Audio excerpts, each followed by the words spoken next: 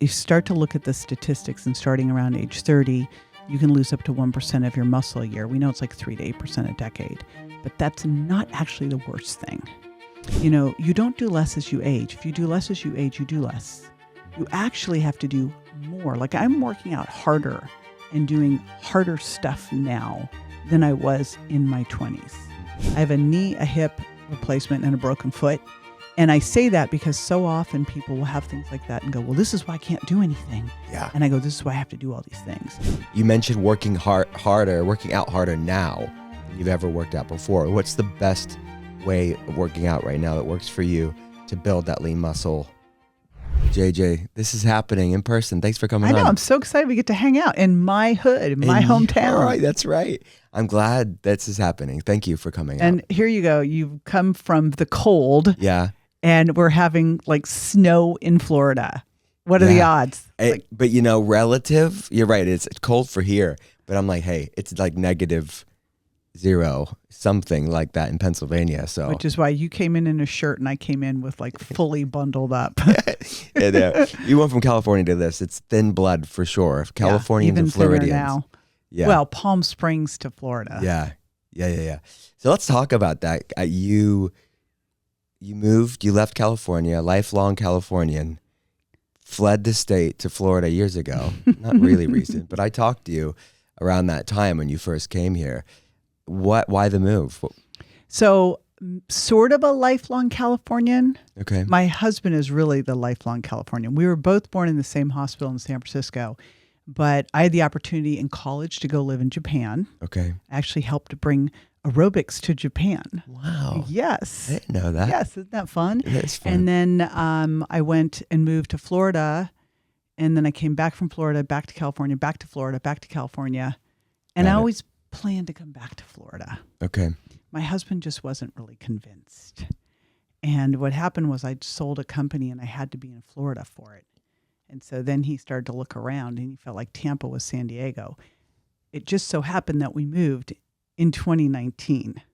Yeah. And then when 2020 hit, everyone's like, how did you know? Prophetic. Because the difference, we actually came back to California in July of 2020. And so I got to see the difference. It was so wild to watch the difference of the way the two states handled this and the outcome. Yeah. It was crazy. So yeah. Do you regret it at all? Do you miss California at all? So when we were moving, we were like, we'll just come back every summer. This is what we'll do. And the first year we came back from July through October. The second year we came back for a couple weeks. And then we forgot to come back. And so we pop in periodically for a conference or something, but I thought I would really miss all of it. I went back to San Francisco once and I'll never go back again. Yeah. It's just disturbing to see. But the reality is it was our friends, and our friends, a lot of them have left. Yeah, they really have. So, what's happening right now in Southern California with the fires, it's just unreal, right? Well, the crazy thing when you live there, I went to UCLA. I remember the winds. Everybody knows the winds. Santa Ana winds are the Santa Ana winds. It's not, it's sort of like earthquakes, floods, fires are what you know of in California, just like you know of hurricanes and tornadoes here. Every place has its thing. So you're always prepared for them, or you would hope. Right. Right? That's, to me, the tragedy is how the heck did this happen? Yeah, I know. It's like a perfect, horrible it seems analogy. like too planned of a perfect storm. Yeah, it's like a perfect storm, right? But yeah, it's such a mismanagement on top of the perfect storm. Yeah. Of winds and weather and all of that. And especially, I lived in the Palisades, so yeah, I know so many people that lost their homes. Do you know Lisa Odenwiller? Yes. Roma? Did she? She lost her home. Oh, yeah. My girlfriend Joy Judikoff lost her home, but I Ricky literally Lake lost her home. Lived up in the Palisades, Huntington Palisades. Yeah, I know. My heart goes out to. I've gone through that. All right, so you love it here in Florida. You highly recommend it? Florida. You know what I love about Florida? First of all, I have to live in warm places that are like vacation-y. Okay. But it's been very fun to explore a new place. And I like being on the East Coast. This is probably the biggest thing. Okay. When you wake up on the West Coast and you have a business that's, nationwide, if not global, you've already gotten all this stuff in your inbox. Everything's already started and Yeah. you feel behind. I woke up this morning, I went and did the sauna, I did the cold plunge, I went and did some HIIT training. Mhm. You know, have all this time before I have to go do anything. And Yeah. so that's the big difference. I like being on the East Coast. I like that time zone. And I also love being able to go pop over to Europe way easier. Yeah, it is an easier So- flight for sure. So I have to go back to something you said, the aerobics in Japan. So when was this? What year was I it? know, isn't that bizarre? So when I was going to UCLA, in high school, I taught dance and calisthenics Okay. because there was no aerobics back then. Okay. So I was teaching dance class, I was teaching calisthenics, we had figure salons, and there was jazzercise. Yeah. Okay, just kind of taking you back. Let's go there. Then I went off to college, and we got a little aerobics studio in Westwood called California Shape. Here's the business lesson in this. What had happened was this big company called Sports Connection a company in Japan wanted to bring Sports Connection to Tokyo. And Sports Connection LA was like, no, we don't want to do that. Well, they hadn't internationally trademarked. So instead of them making a deal and getting paid to do this, they just stole the logos and everything else and did it.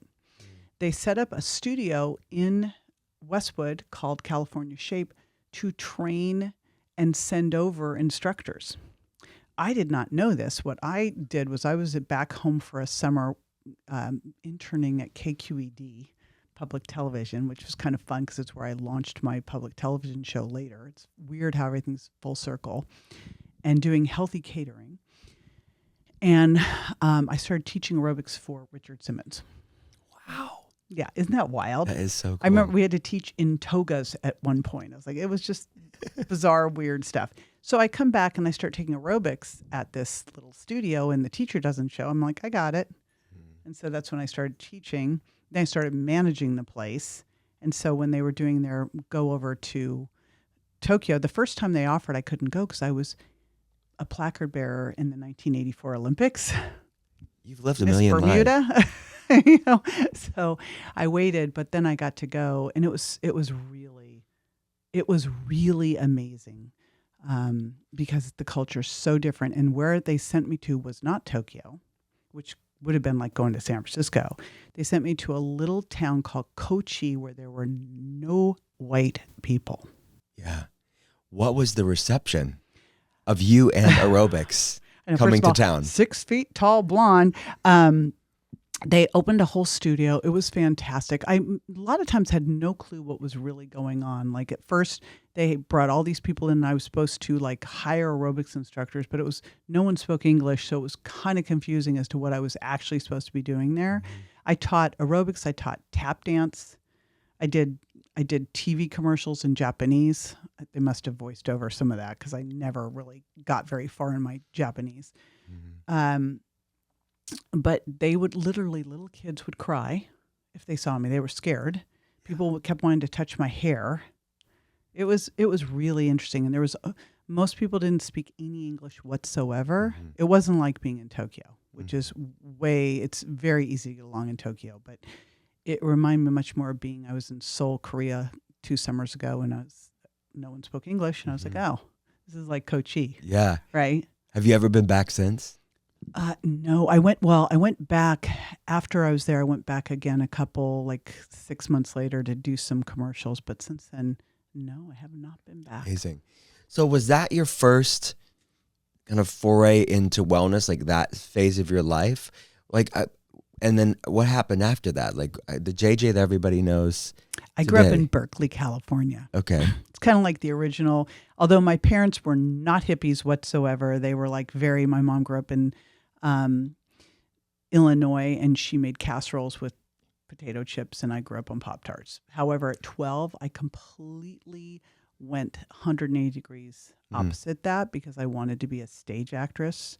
So I was going over to San Francisco to the Conservatory Theater there for training. And so everything became about like, how do I make myself the best instrument, right? So I started studying nutrition at 12, going to the library, doing all of the dance work and exercise and all of that. but we had all the health food stores. It was Berkeley. Mm-hmm. So I feel Yeah. pretty lucky about that. Started teaching dance. I went off to UCLA on a theater scholarship, but then I got into studying nutrition. Like I graduated with an English major and started the next week in grad school in biomechanics. Amazing. And you mentioned the public television show that you had, education platform. I mean, legendary. You're known for that. I mean, I know you've done amazing things in that space. How did that come about in your career? So it's funny that I actually worked as an intern at KQED. Yeah. Because once when you go off to school with a very set idea and major, which I think is not a great idea, because I went off, I'm going to be a theater actress. I'd been at American Conservatory Theater in San Francisco. It was fantastic. I went to UCLA. Their theater department's not fantastic. Maybe it is now, but back then it was the people who couldn't make it in Hollywood teaching.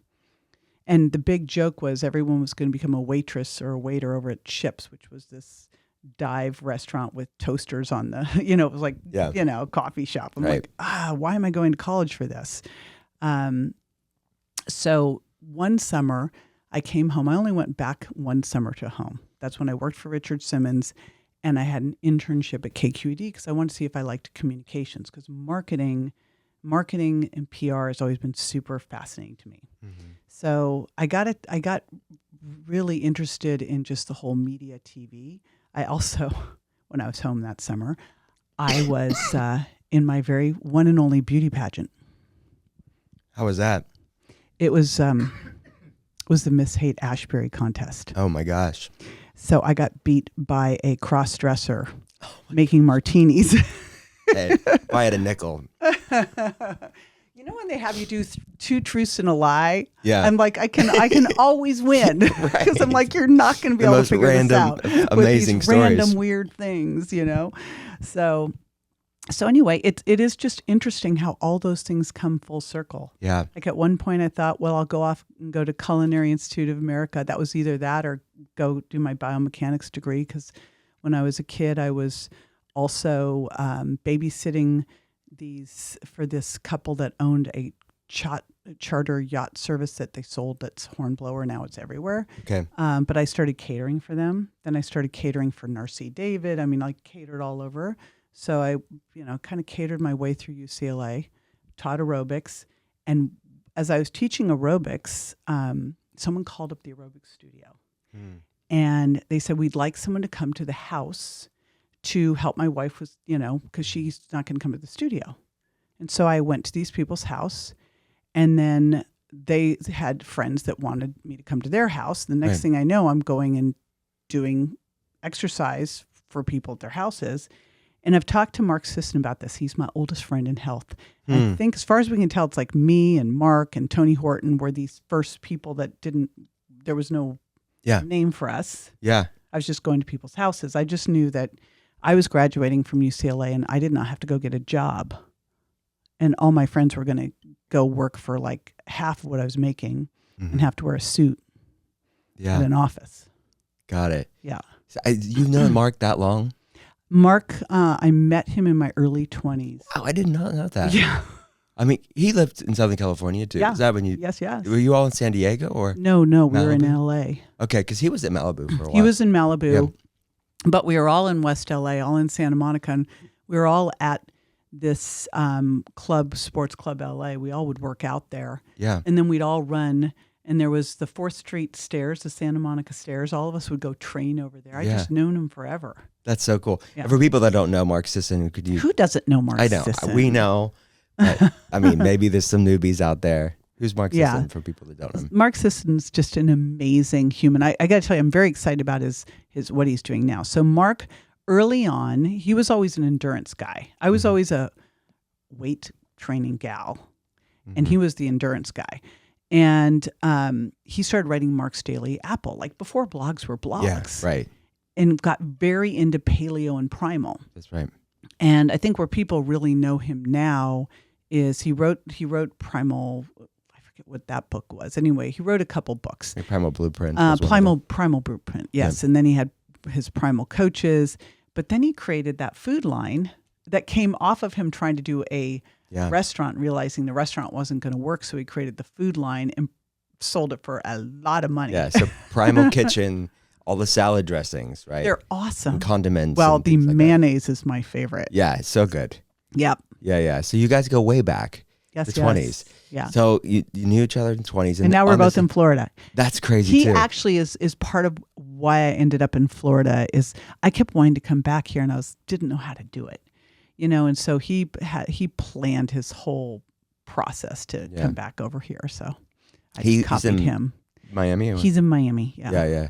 Okay. Very cool. Yeah. You guys are legends in this space. So, I mean, working for Richard Simmons, what did you work with him directly? I mean, what was he like to work for? I met him, but no, he was all over the place. A larger company. He was all over the place. What was interesting about that experience was I just still remember sitting with him going, the guy, he was just fascinating. Mm-hmm. He really was. He was fantastic. Mm-hmm. But what he did that I thought was the most fantastic was he had all shapes and sizes in there. Yeah. So he would have a woman who was maybe, 50 pounds overweight teaching a class because other people would feel comfortable. Mm-hmm. And I thought, well, that's really cool. So it was just everybody was welcome, and he made it very much that everybody was welcome. Yeah. Another legend in the space. All right, let's talk about some hot topics that I think people want to know. They want you specifically today to set the record straight, your perspective on it. Protein. Where there's so much information out there about protein, people are overwhelmed. They feel like, where do I even start? People talk about grams. They don't know what that even looks like. Like, do you recommend for protein for people? Yeah, so I like to make everything as simple as possible. Yeah, it's the don't best. you? Because the more you complicate things, Sustainable and I think for people. when you really look at diet, I think that we can make it so simple. I think a lot of times we start to major in the minors before we've majored in the majors. Protein's a major, and when you really look at what you can do to make the fastest change, even though we know like changing your body composition is a lot like watching grass grow. Things take time. However, when you dial your protein in correctly, the ripple effect's amazing. So I think that the best way to really identify how to get the protein in that you need is to use a food scale and a food tracking app. Okay. Because then you don't have to go, how much is this? Like, I don't know. Is it cooked or raw or what? So if you just for a month decided that you were going to track what you were eating, do an audit. Okay. And use a food scale, because boy, have I learned that, even if you put it in a cup, you put it on a scale, it's not the same, right? Yeah. Same with like if you're using a protein powder, sometimes the scoop will not equal what it says on the food scale. Mm-hmm. So if you just did that for a month and tracked, you'd find out, because if you're trying to do this, let's say more plant-based, you'd really get a clear picture, especially if you have a food tracking app that's going to break down like leucine in it as well. So let's back up. We're eating protein because we need to get the essential amino acids. Mm-hmm. The amino acids that we can't make ourselves, we have to get from food so that we can make the rest of the stuff. And so one of the ones that's really important is leucine. And this is that work from Dr. Donald Lehman in his lab showing that leucine provides that trigger for muscle protein synthesis. So I just met him the other night. Did you? In DC. Oh, wow. Nice guy. Amazing. Anyway, how cool. Sorry. How cool. He was a cool. I was and meeting so a funny? legend. It's like you probably went there and the people you were the most excited to meet are the ones that people are like, who? And you're like going, oh my gosh. I know it was. Like I met Bruce Ames at a conference once and I'm like running after him. And I think he's like going, whoa. Yeah. I'm like, you're the legend. I know. I didn't expect to see him there. But anyways, wow, okay. Out of his research. So what I like to do with protein is keep it super simple. I think that we need to minimally be eating 0.7 grams per pound of our target body weight. Probably if we all just went to a gram would be great, because if you are eating more plant-based, you need to push a little higher because the essential amino acids for a plant are made to build the plant, not to build the human. And then you can track it on the app just to make sure you are getting enough leucine. But I think if we just did a gram per pound of target body weight, we'd probably be fine. And by target body weight, sorry to interrupt.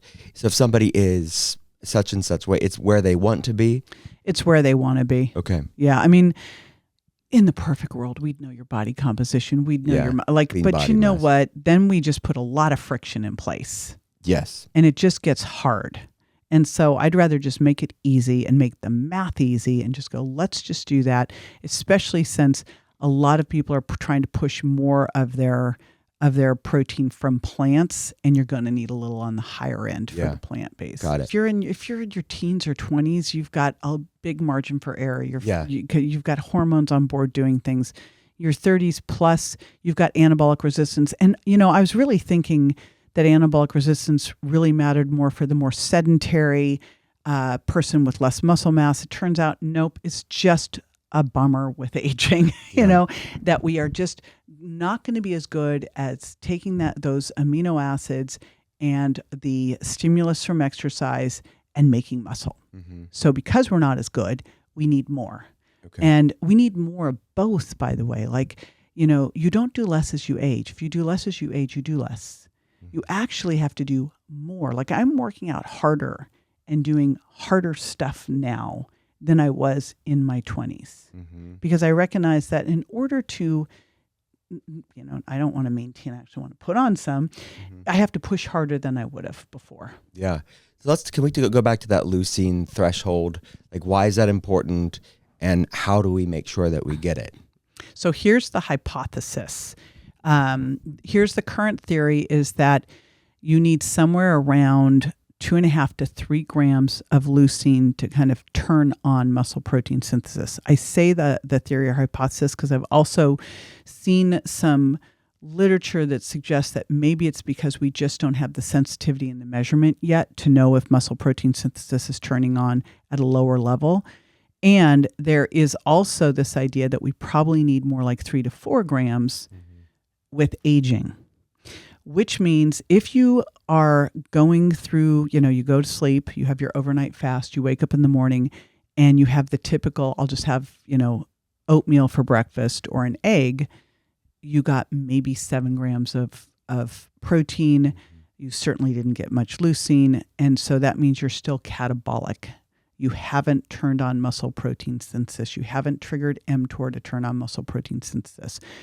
So the important thing here is to really focus on the bumper meals like morning, breakfast, getting in that 30 to 40 grams of protein. And I would say if it's plant-based, I'd push it to 40 so that you are getting the leucine that you need, that 2.5 to 4 grams to start that muscle protein synthesis, to stop the breakdown. And remember, we have muscle protein turnover, breaking down, building up, breaking down. It's what our whole body does. If all we did was build up, we'd be in trouble. Right. Right? Right. But if all we did is break down, we'd be in trouble. And as we age, we tend to break down more than we build up. So we want to even that out and balance it. So what's a typical meal look like to get that in the morning? So this is where, because you'll hear all the time, I'm sure you heard this, how do you get that much in? Right. People ask all the time. And I'm like, I don't know. I could easily eat 200 grams of protein a day. Yeah. So in fact, I looked at my little app and I went, whoa, I'm already at 140, 150 grams of protein and I'm 140 pounds. So eating protein for me is easy because I have a hack, and I don't really love hacks. However, this one I think is important because if you just thought of eating protein first, then you don't have the problem that happens where people eat everything else and go, I'm too full. Right. So my big thing is just eat that first and then eat the other stuff. I know there's all this out there about, well, you should eat your vegetables first so that you have the lower blood sugar response. Actually, protein will do that too. So it could be as simple as eating, if you're not dairy intolerant, because this is the virgin diet, the dairy, eggs, soy. If you're not dairy intolerant, I think an easy one, Greek style yogurt, add in a little bit of, I love a bone broth protein powder in there to get some collagen in as well. Maybe throw in some blueberries and flax. But I mean, you can crank up your protein on Greek style yogurt. Big time. And if you're plant-based, can you clarify that? Why we need to go a little bit higher if somebody's plant-based? So the plant-based, so it's all about, there's a couple different things. There's the essential amino acid profile. And the essential amino acid profile of something like Greek-style yogurt or whey protein is built to sustain an animal and their animal muscle. Right. The amino acid profile of pea is built to sustain pea, a vegetable. Yeah. And so all the plant-based proteins they tend to be low in something. Typically it's methionine. So they'll be lower in one of the amino acids. And then those could be rate limiting for what we need to do. Mm-hmm. It doesn't mean that you can't pull it off. You can, right. But you'll want to go push a little bit higher in order to do it. I got to tell you though, the other hacky thing that I like, and as I've been digging more and more into this, it just makes sense. I think especially if you're more plant-based, essential amino acids are they should be one of the things that you use as a super tool. Like supplementing. Yeah. So you would have your breakfast, and especially in the morning, I really like, having breakfast and essential amino acids. I think if I was concerned about being sarcopenic, coming out of surgery, like my husband just had to have surgery, we were doing essential aminos, breakfast and dinner, cranking them up just to make sure he had what he needed to rebuild, right? Yeah. So he's not, because here's the important thing there. Okay. We have a place to store fat, duh. We have a place to store carbs. I mean, that's why we want to build more muscle, have better places to put our carbs for energy. Right. And of course, it's also stored in our liver. But the place we store amino acids is in our muscles. Yeah. We don't want to break those down. What do you say for someone that maybe likes to do the morning intermittent fasting? Like they like to break their fast at lunch. I look at diets as tools. Okay. And I mean, there's so much to that. So first of all, is it a man? Is it a woman? Is she cycling? Is she not? Is she sarcopenic? Is she trying to build muscle? So it's like, what is the goal that you're doing with this? Are you insulin resistant or are you adrenally exhausted? Like all these things go into these. That's why just because your friend's doing really well on this thing doesn't mean that this is the right thing for you. Yeah. It could be, but I'd always look and go, okay, you're doing intermittent fasting for what reason? Now, I think this idea that we're calling a 12-hour overnight fast intermittent fasting is kind of ridiculous. To me, that's like, this is how I was raised. This is the way we used to eat before we had the fourth meal and snacking. Yeah, right. I think in a perfect world, there's a couple rules, and then we modify that based on what we're looking to do. So first one is stop eating at least 2 hours before bed, and do not go to bed later to accommodate that. I learned that one the hard way. I'd tell people, why'd you go to bed at 2 a.m.? Well, I ate at midnight. I'm like, that was not the point. But I mean, it'd be even better if it was 3 to 4 hours, but that's the first one. Why? Because we want to, first of all, as you're getting ready to go to sleep and melatonin's now coming up, cortisol's down, and your pancreas is not going to be, it's not in that place where it should be driving out insulin. So if you eat at night, now you're going to impair your sleep and you're going to have higher blood sugar when you wake up in the morning. So not good. So that's the first thing. And I really like to wait about an hour or two after waking up in the morning, like get up, see the sunlight. This is where I have challenges with my husband, who's a mole. Like he gets up, he's like wants to crawl through the dark. I'm like flipping everything on, I'm so excited we may not have daylight savings time anymore. Oh yeah. Like, oh my gosh. Make that happen. Like why is this so hard?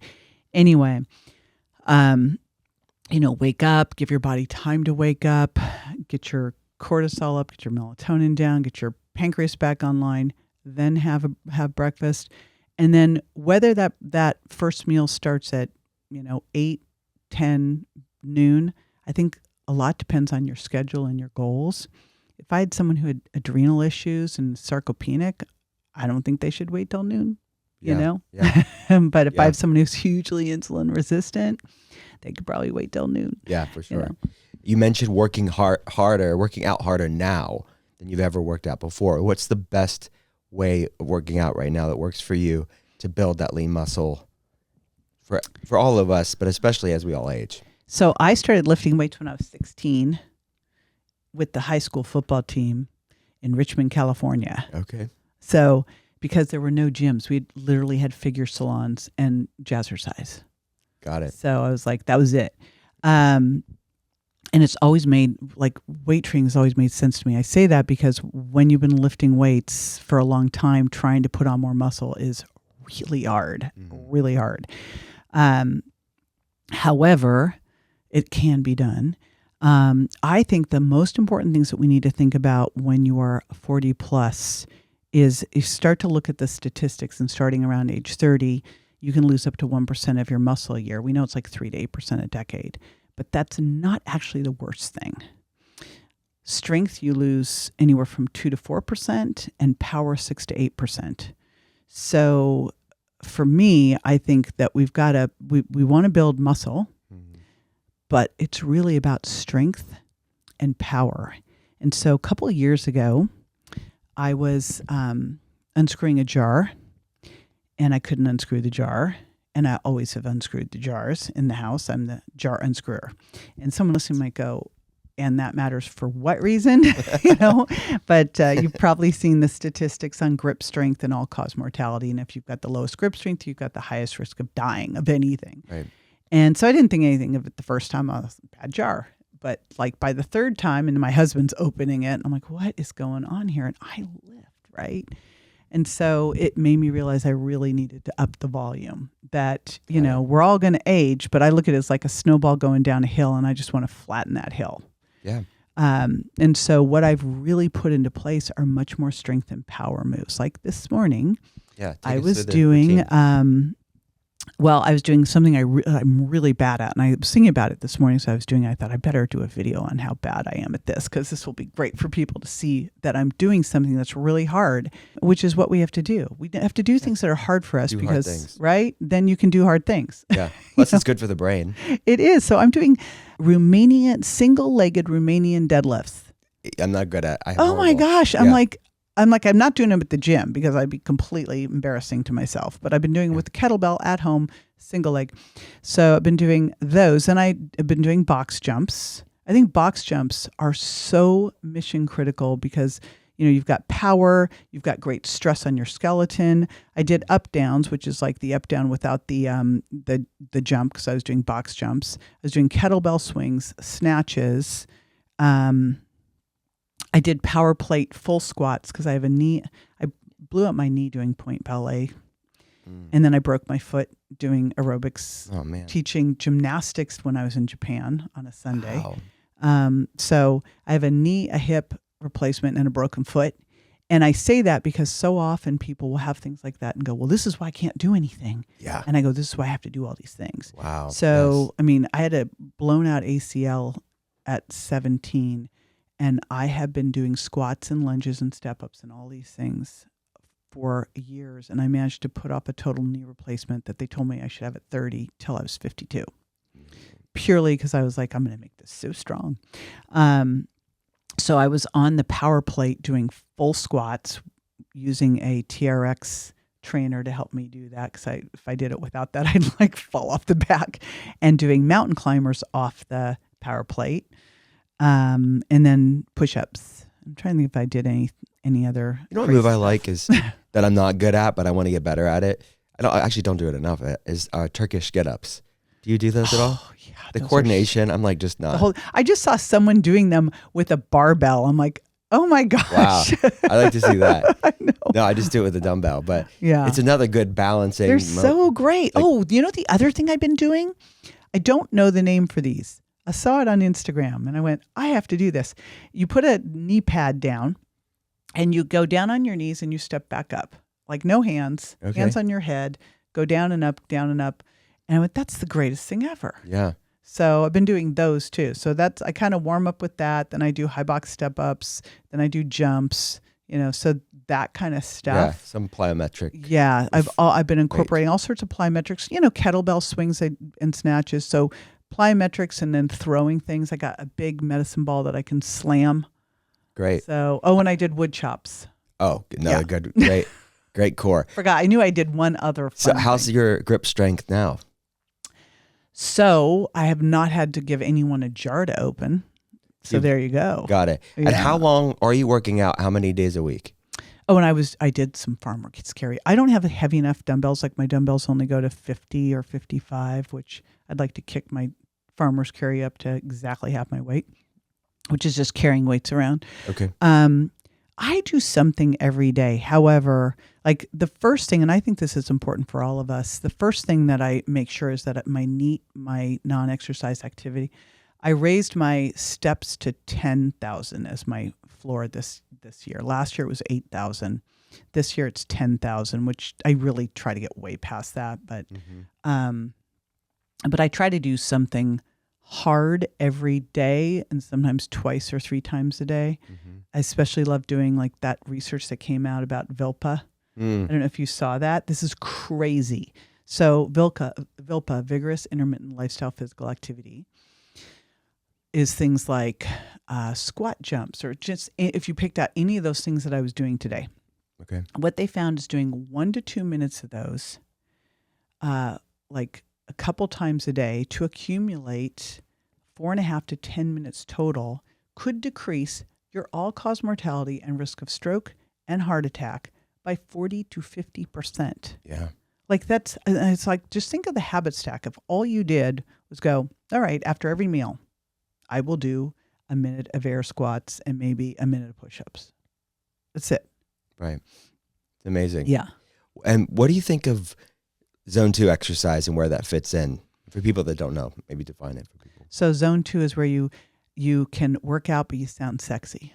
Yeah. Yeah. Talk test. So like I have a walking pad at the telehealth clinic.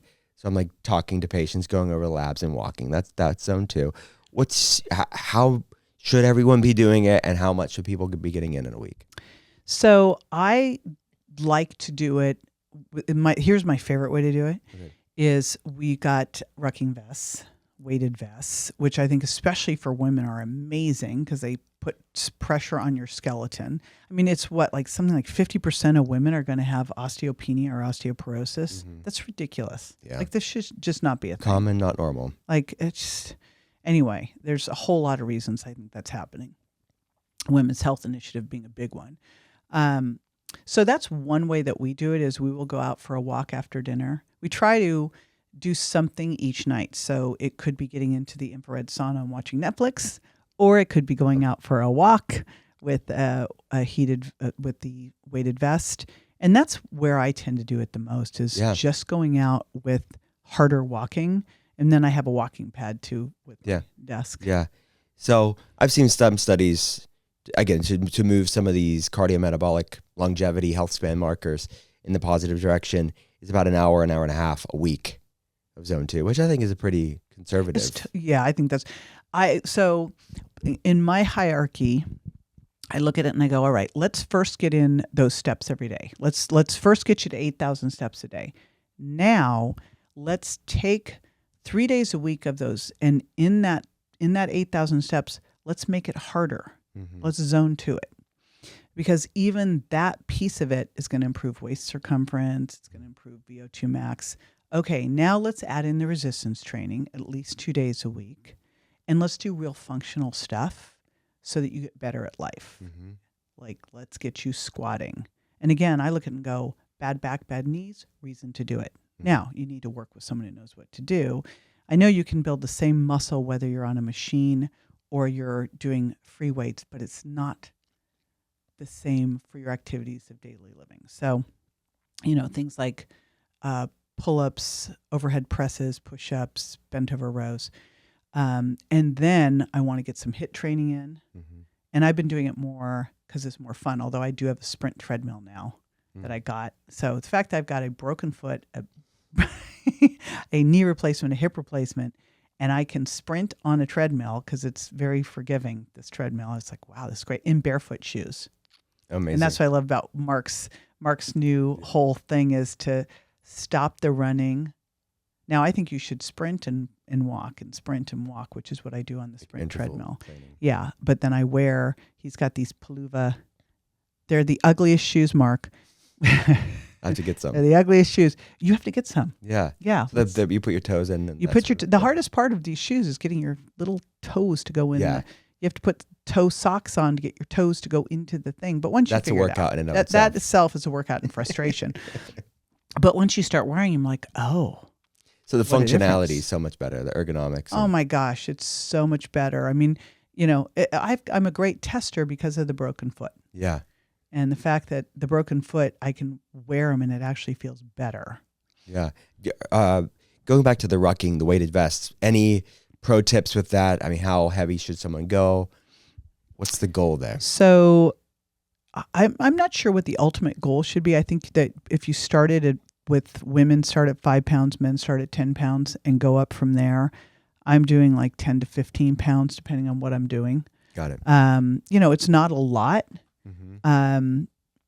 I got it for one of my sons, and I thought I should not have done it this way because I knew it's like whatever you give him, he'll like do double, Right. So Push it. I was like, oh shoot, I should have gotten him like 10 pounds to start instead of 40 because he puts the whole thing on and goes out for miles. That's funny. Okay, so what do you think of the sort of Ozempic, semaglutide craze the past few years? What's your take on it? So I may have a different take than you. So my take on it is we are in a metabolic hole. We are in a total crisis. And what is it now? Like, I don't know what the most current stats are. I don't think we've done them. I think it was the pre-pandemic stats that less than I've seen studies of 93% of America. Yes, but that was pre-pandemic, right? Right, yeah. So who knows what that is. From what I've heard, the only thing changing it has been the GLP-1s. Here's the problem. We have completely done this wrong. It's what they've shown is that if you improve insulin signaling and you improve inflammation, you can make some big changes. Everyone's looking at them for the satiety thing. What if we had people come in and they had to do a DEXA body composition first, or at least an in-body, so we'd really know what's going on with their fat, where their fat's located. We talk about body fat, but the real issue is visceral adipose tissue and intramuscular fat. Like, you got a fat butt. I think you're pretty fashionable these days. Yeah. It's like, it's not going to kill you anyway. Right. If it's in your gut, problems. So, that knowing your skeletal muscle mass, which I think the very first thing we should always do is work on skeletal muscle mass. Mm-hmm. When I was in grad school, my professor specifically said, I remember her saying this, she goes, you should not have someone lift weights till they lose weight. And I was doing the opposite. I was taking people down to Gold's Gym. I was having them lift weights because I thought, if I have them put on muscle, I didn't know about insulin back then because there was no exercise endocrinology. But if you just focused first on someone starting to improve their muscle, and they'd improve their insulin signaling, and they'd start to use those myokines to drop inflammation. If we started there, so now they've got a process in place that's going to help them hold on to muscle as they go through and start to lose weight. And you taught them to eat protein first and eat 1 gram per pound of target body weight. And then you let them start to microdose the GLP-1s, way lower dose, not to take their appetite, shut it down, just to make them aware, but to really improve the inflammation and the insulin signaling. And you just crept it up as much as you needed to in order to get that. It could be the greatest thing ever, and it wouldn't need to be expensive. My son's got a traumatic brain injury, and I started using it because I heard Dr. Bill Seeds talk about this, and I went up to him and I go, is this like neuroregenerative? He goes, yes. And I'm like, oh, and it's been major. Well, I didn't know your position on it. That's actually my exact one. We see great success with it. Telehealth it's clinic. So heated. It's such an emotional thing. I'm like, what? Yeah. Well, it's a peptide, right? It's no different. Right. That's why I keep going. It's a peptide being used as a drug. Yeah. If you use it, like, if you use this thing correctly, it's amazing. Right. Just like if you use thyroid correctly, if you use insulin correctly, like use it. If you use estradiol correctly, use it correctly. Yeah, Mike, we see great success clinically with lifestyle changes, like you're saying, with food and getting someone's metabolic health there, and bringing in this physical activity, the things we're talking about here, paired with these microdosing of semaglutide. It's it could be a tool within the toolbox. You're right. It's the pharmaceutical perspective of it is not what we would recommend. Right, but that's how we do. Like, think about any pharmaceutical. So someone comes in and they have pain. Mm-hmm. We don't try to figure out where the pain's coming from. Yeah. You give them a pain pill. Yeah. It didn't fix anything. Yeah. So in this way, you could actually use it to help with metabolic healing, but that's not what they're doing with it. Yeah. The context is lost. And it having a both and not either or approach versus saying like, oh, it's all great, like just macro dosing it, don't look at lifestyle, or saying, well, it's horrible and no one should be on it. I think both are falling short of this sort of how can you tap into this?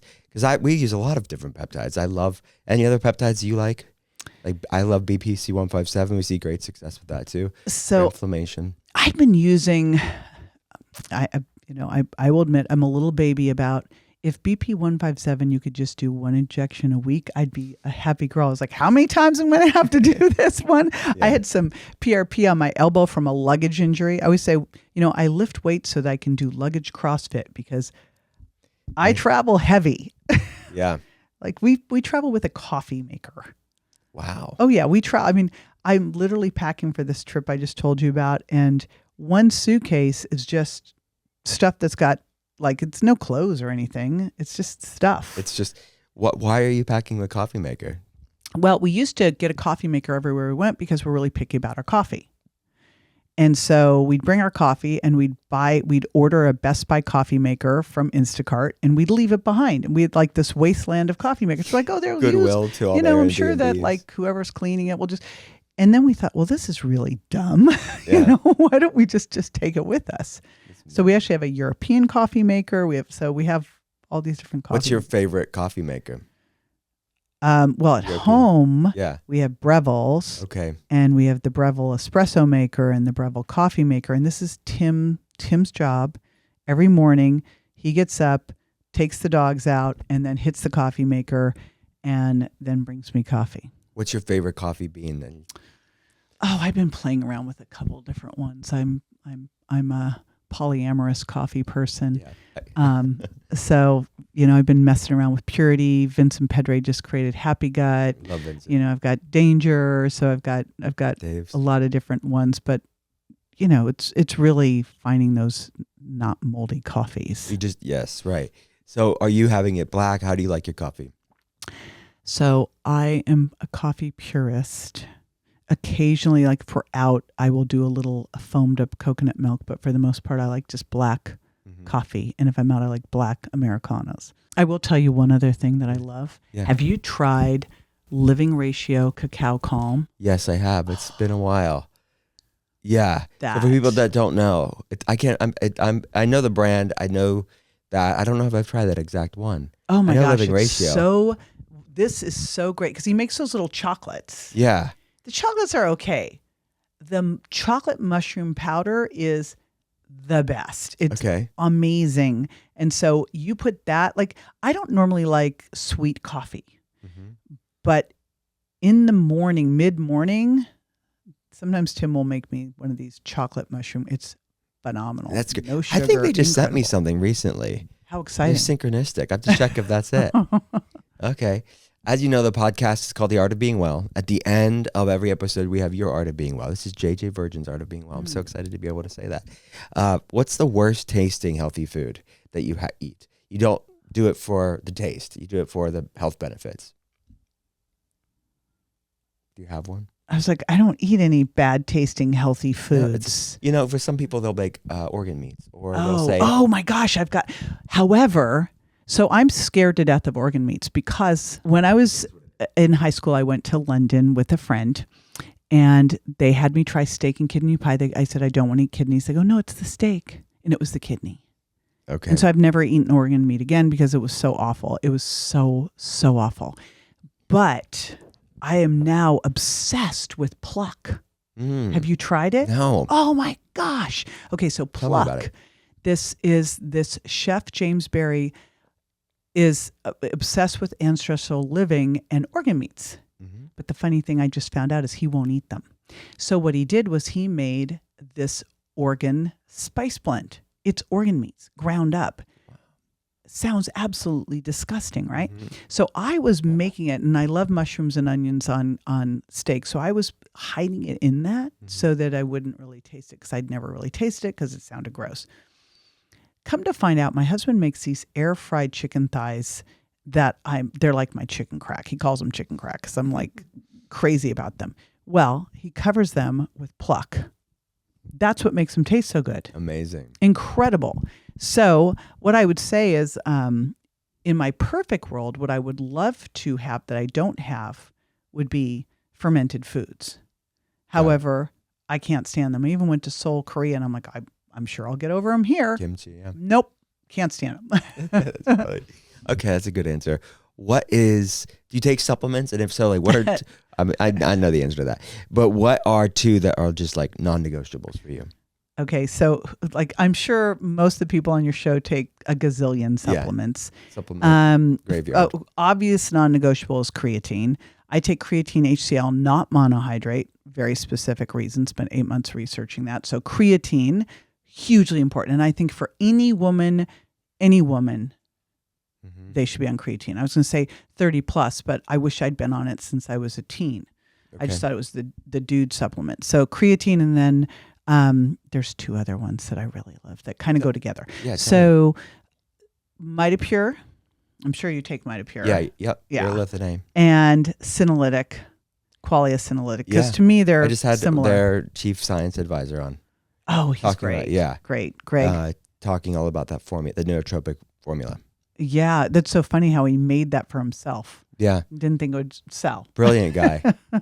Yeah, so it's brilliant. Great. Those are great answers. So why the specific type of creatine? You mentioned you had 8 months of research. So this is really interesting. A couple of years ago, I started to really look at creatine and kind of went, back when I used to take clients on field trips to Gold's Gym in Venice, back in the day, all the dudes had creatine and they were like major because they were on steroids. But I was like, oh, I'm not touching that, right? Mm-hmm. And I never really looked at it again. And a couple of years ago, I'm like, where have I been? Why haven't I been taking this? And so I started looking at all of it, and everything I heard about was like creatine monohydrate. You have to use the monohydrate form because that's what all the science is on. Well, if you look at creatine and the mechanisms of what it does, and this is why it's important for women, women have less muscle mass than men. And it's stored 95% in your muscle, 5% in your brain. If we had gonads, it would be there too. We don't. So we only have it muscle and brain. So we have less than men. Then you're going to make about 1 gram a day from methionine, arginine, glycine. And you need to get about 1 gram or so from diet. You would have to eat 1 pound of pretty rare meat or fish or 2 pounds of cooked meat or fish. Says no woman ever. Maybe me. You put me at a Brazilian steakhouse, I got you covered on that. So women are not getting what they need, right? And then you look at what it does. Well, it's basically helps your body create fast energy. It's creatine to the phosphocreatine system.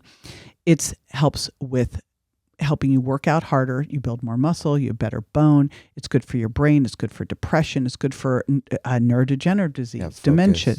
It's good for skin. I mean, so they just found out it was good for arterial flow. Like everything they keep going through, it's like, oh, and it does this, right? Because when you think about it, and I like supplements, to me, creatine's sort of like protein or an amino acid. Like it's a thing that we should be getting in our diet that we used to get in our diet that we're not getting in our diet.